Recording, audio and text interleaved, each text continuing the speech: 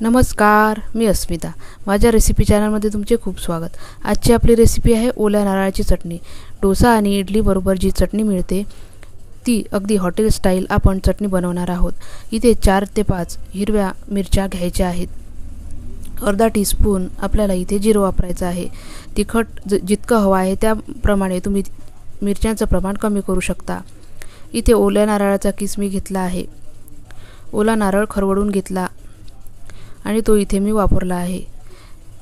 ज्या प्रमाणात तुम्हाला चटणी बनवायची आहे त्या प्रमाणात आपल्याला इथे ओला नारळ वापरायचा आहे. ज्या वाटीने ओला नारळाचा चव मोजून घेतला त्यानेच पाव वाटी कच्चे शेंगदाणे मी इथे वापरले आहे आणि 2 टेबलस्पून फुटाण्याची डाळ मी इथे वापरली आहे.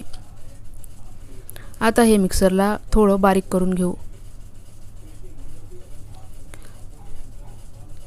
इथे कोथिंबीर पण तुम्ही वापरू शकता. आता इथे 2 मोठे चमचे आपल्याला दही वापरायचं आहे. हे फिकं आणि फ्रेश घट्ट दही मी इथे वापरलं आहे. आणि कितपत दाटसर आणि पातळ चटणी हवी त्यानुसार पाणी घालून आपल्याला मिक्सरला ही चटणी वाटून घ्यायची आहे. एकदम परफेक्ट कन्सिस्टन्सीची चटणी इथे बनवून तयार आहे.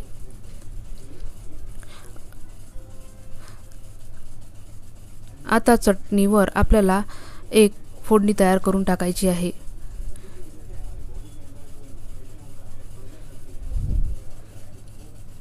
त्याच्या आधी चवीप्रमाणे मीठ घालून घेऊ.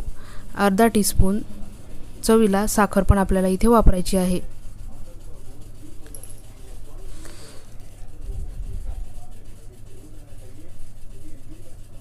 चटणी चांगली मिक्स करून घेऊ आणि आता फोडणीची तयारी करू.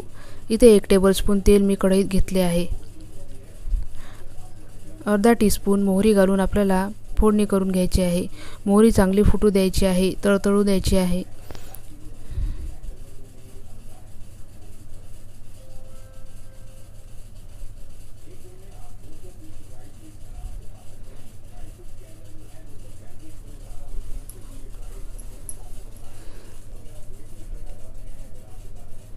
त्याच्यानंतर 2 ते 3 लाल सुक्या मिरच्या आणि 5 ते 6 कढीपत्त्याची पानं घालून फोडणी करायची आहे.